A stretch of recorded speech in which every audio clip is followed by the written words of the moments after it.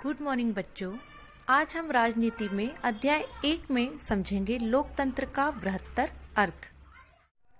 इस अध्याय में हमने लोकतंत्र की एक सीमित और विवरणात्मक शैली में चर्चा की।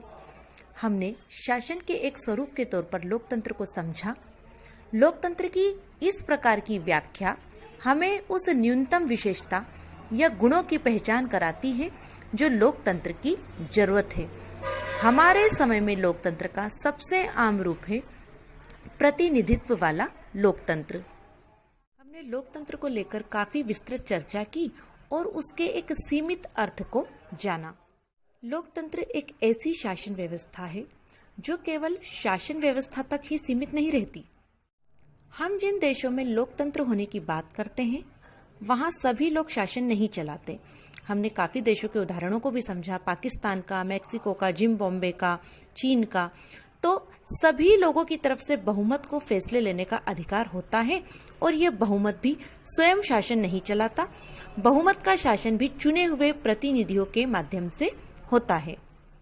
लोकतंत्र में मतदाता चुनाव प्रक्रिया के द्वारा अपने सदस्य को या अपने प्रतिनिधि को चुनते हैं और ये प्रतिनिधि या सदस्य विधानसभा सदस्य या संसदीय सदस्य या प्रांतीय सदस्य भी कहलाते हैं। इन सदस्यों से मिलकर विधायिका बनती है। विधायिका से कुछ चुने हुए सदस्यों को मंत्रिमंडल में शामिल कर लिया जाता है जो कि कार्यपालिका होती है और इस प्रकार से प्रतिनिधित्व वाली शासन व्यवस्था चलती है। लोकतंत्र के संबंध में अब्राहम लिंकन की परिभाषा हमने सुनी थी कि जनता का जनता के लिए जनता के द्वारा, यानी जनता जिसे लोकतंत्र में सर्वाधिकार प्राप्त हो। और अच्छे से समझने के लिए यह जरूरी हो जाता है क्योंकि आधुनिक लोकतांत्रिक शासन व्यवस्था में इतने अधिक लोग होते हैं कि हर बात के लिए सबको साथ बैठाकर सामूहिक फैसला कर पाना संभव ही नहीं हो सकता। अगर हम देखें तो हमारे देश की जो जनसंख्या है वो 133 करोड़ के ऊपर है। तो क्या कहीं कोई ऐसा मैदान है देश के किसी कोने में कि सारे 133 करोड़ लोग एक साथ बैठ जाएं और एक साथ फैसला ले लें सामूहिक रूप से बैठकर? और यदि 133 करोड़ के ऊपर की जो जनसंख्या है हमारे देश की, यहाँ सारे लोग एक साथ मिलकर शासन करेंगे तो कोई किसी की नहीं सुनेगा। और इस कंडीशन में जरूरी हो जाता है कि हम प्रतिनिधि वाली लोकतंत्र प्रणाली लागू करें। आज केवल हमारा भारत ही नहीं बल्कि पूरी दुनिया में जहां भी जनसंख्या बहुत ज्यादा है वहां लोकतंत्र वाली शासन व्यवस्था ही है। हमारे देश में भी जहां नागरिक की उम्र 18 वर्ष के ऊपर हो जाती है, ऐसे सभी नागरिकों को अपने प्रतिनिधि चुनने का अधिकार है। अगर यह संभव हो तब भी हर एक नागरिक के पास फैसले लेने में भाग लेने का समय, इच्छा या योग्यता और कौशल नहीं होता। अगर हम ये मान भी लें कि किसी टेक्नोलॉजी के द्वारा ये संभव हो भी जाए, तब भी व्यक्ति के पास समय होना चाहिए, उसकी इच्छा होनी चाहिए, उसकी योग्यता होनी चाहिए, वो उस काम में ट्रेंड होना चाहिए, ये सारी चीजें भी होना चाहिए। इसमें हमें लोकतंत्र की स्पष्ट लेकिन न्यूनतम जरूरी समझ मिलती है। इस स्पष्टता से हमें लोकतांत्रिक और अलोकतांत्रिक सरकारों में अंतर करने में मदद मिलती है, लेकिन इससे हमें एक सामान्य लोकतंत्र और एक अच्छे लोकतंत्र के बीच अंतर करने की क्षमता नहीं मिल जाती। इससे हम लोकतंत्र को सरकार से परे जाकर नहीं समझ पाते। इसके लिए हमें लोकतंत्र के बृहत्तर अर्थ को समझना होगा। इस अध्याय से हमें बहुत ही स्पष्ट जानकारी मिली जिससे हम लोकतांत्रिक सरकार और अलोकतांत्रिक सरकार के बारे में समझ सकते हैं। कई बार हम लोकतंत्र का प्रयोग सरकार से अलग संगठनों के लिए करते हैं। जरा इन कथनों पर गौर कीजिए। संबंध में पहला कथन है कि हम लोगों का परिवार काफी लोकतांत्रिक है। जब भी फैसला करना होता है तो हम सभी साथ बैठकर आपसी सहमति से फैसले लेते हैं। फैसले में मेरे विचारों का भी उतना ही महत्व होता है जितना मेरे पिताजी का। ये कथन लोकतांत्रिक है। इसी में दूसरा कथन है, मुझे वे शिक्षक नापसंद है जो कक्षा में छात्रों को बोलने और सवाल पूछने की इजाजत नहीं देते। मैं तो ऐसा शिक्षक पसंद करूंगी जो लोकतांत्रिक मानसिकता का हो। तो यहाँ पर ये जो कथन है वो अलोकतांत्रिक है क्योंकि कक्षा में छात्रों को सवाल पूछने और उनको बोलने की इजाजत दी जानी चाहिए।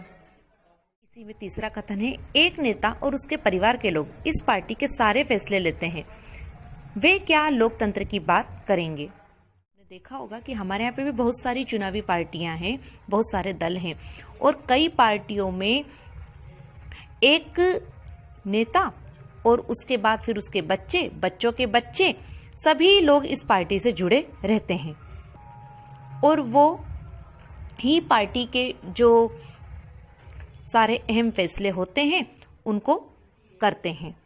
तो वो लोकतंत्र की बात करेंगे या ना करेंगे, इस बात को आप स्वयं समझें। आगे बढ़ते हैं। लोकतंत्र शब्द का इस तरह का प्रयोग फैसले लेने के उसके बुनियादी तरीके को उजागर करता है। लोकतांत्रिक फैसले का मतलब होता है उस फैसले से प्रभावित होने वाले सभी लोगों के साथ विचार विमर्श के बाद और उनकी स्वीकृति से फैसले लेना, यानी जो बहुत शक्तिशाली न हो उसका भी किसी फैसले में उतना ही महत्व होगा जितना किसी बहुत शक्तिशाली का। यह बात सरकार या परिवार पर भी लागू होती है और अन्य किसी संगठन पर भी। इस प्रकार लोकतंत्र एक ऐसा सिद्धांत है जिसका प्रयोग जीवन के किसी भी क्षेत्र में हो सकता है। इस प्रकार हम समझ सकते हैं कि लोकतंत्र शब्द का प्रयोग फैसले लेने पर निर्भर करता है कि किस तरह के फैसले या किस तरह के निर्णय लिए जा रहे हैं। क्या निर्णयों में बहुमत की सहमति है? लोकतंत्र में सभी के लिए पर्याप्त अवसर मिलते हैं। कई बार हम लोकतंत्र शब्द का प्रयोग किसी मौजूदा सरकार के लिए नहीं करके कुछ आदर्शों के लिए करते हैं। इन्हें पाने का प्रयास सभी लोकतांत्रिक शासकों को जरूर करना चाहिए। इस देश में वास्तविक लोकतंत्र तभी आएगा जब किसी को भूखे पेट सोने की जरूरत नहीं रहेगी। तो यदि किसी देश में वहाँ का नागरिक यदि भूखा सोता है, रात भर वो भूखे पेट सोता है, तो ये तो लोकतंत्र के ऊपर एक कलंक है, एक धब्बा होगा। लोकतंत्र में प्रत्येक नागरिक को फैसला लेने में समान भूमिका निभानी चाहिए। इसके लिए वोट के समान अधिकार भर की जरूरत नहीं है। देश के नागरिकों को वोटिंग पावर के साथ साथ इसके लिए सूचना की समान उपलब्धता, बुनियादी शिक्षा, बुनियादी संसाधन और पक्की निष्ठा होनी चाहिए। हमने लिंगदो मैडम की कक्षा में एक चर्चा की शुरुआत की थी। उस चर्चा में हमने कई सारे पक्षों को जाना। लोकतंत्र के पक्ष में और लोकतंत्र के विपक्ष में भी हमने चर्चाएं की और लोकतंत्र को काफी कुछ हद तक समझा। इस किताब में हमने लोकतंत्र की व्यापक अवधारणा पर ज्यादा बातें नहीं की है। हमने सिर्फ शासन के एक तरीके के रूप में लोकतंत्र के कुछ बुनियादी संस्थागत स्वरूपों की चर्चा की है। अगले साल आप लोकतांत्रिक समाज और अपने लोकतंत्र के मूल्यांकन के तरीकों के बारे में और ज़्यादा बातें जानेंगे। इस समय हमें सिर्फ इतना याद कर लेना जरूरी है कि लोकतंत्र जीवन के अनेक पहलुओं में प्रासंगिक है और लोकतंत्र कई रूप ग्रहण कर सकता है। समानता के आधार पर चर्चा और विचार विमर्श के बुनियादी सिद्धांत को माना जाए तो लोकतांत्रिक ढंग का फैसला भी कई तरह का हो सकता है। आज की दुनिया में लोकतांत्रिक शासन व्यवस्था का सबसे आम रूप है लोगों द्वारा चुने गए प्रतिनिधियों के माध्यम से शासन चलाना। इसके बारे में हम अध्याय 4 में ज़्यादा विस्तार से पढ़ेंगे, लेकिन जब समुदाय छोटा हो तब लोकतांत्रिक फैसले लेने के दूसरे तरीके भी अपनाए जा सकते हैं। फिर तो सभी लोग साथ बैठकर मिलकर सीधे वहीं फैसले ले सकते हैं। किसी गांव की ग्राम सभा को इसी तरह काम करना चाहिए। क्या आप लोकतांत्रिक फैसले लेने के कुछ और तरीकों की कल्पना कर सकते हैं? ये डिपेंड करता है देश की जनसंख्या पर। यदि देश की जनसंख्या ज़्यादा है तो प्रतिनिधित्व वाला लोकतंत्र लागू हो गया, लेकिन हम संस्थागत लोकतांत्रिक व्यवस्था की बात करें तो किसी छोटे से गांव में ज़्यादा से ज़्यादा 500 से 700 लोग रहते होंगे। वे आपस में बैठकर चर्चा करके वो निर्णय ले सकते हैं। इस प्रकार के निर्णय में जनता की सीधी भागीदारी रहती है और ये प्रत्यक्ष लोकतंत्र कहलाता है। जबकि प्रतिनिधित्व वाले लोकतंत्र में क्या होता है, देश में जो मतदाता होता है वह मतदाता सदस्यों को या प्रतिनिधियों को निर्वाचित करता है और इन निर्वाचित सदस्यों से मिलकर बनती है विधायिका। इन विधायिका से कुछ चुने हुए लोग होते हैं जो मंत्रिमंडल में शामिल होते हैं, जो कार्यपालिका कहलाती है। इसका यह भी मतलब हुआ कि किसी भी देश में आदर्श लोकतंत्र नहीं है। लोकतंत्र की जिन विशेषताओं की चर्चा हमने इस अध्याय में की, वे लोकतंत्र की न्यूनतम शर्तें हैं, पर इनसे यह आदर्श लोकतंत्र नहीं बनता।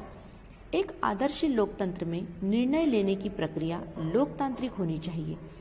हर लोकतंत्र को इस आदर्श को पाने का प्रयास करना चाहिए। यह स्थिति एक बार में और एक साथ सभी के लिए हासिल नहीं की जा सकती।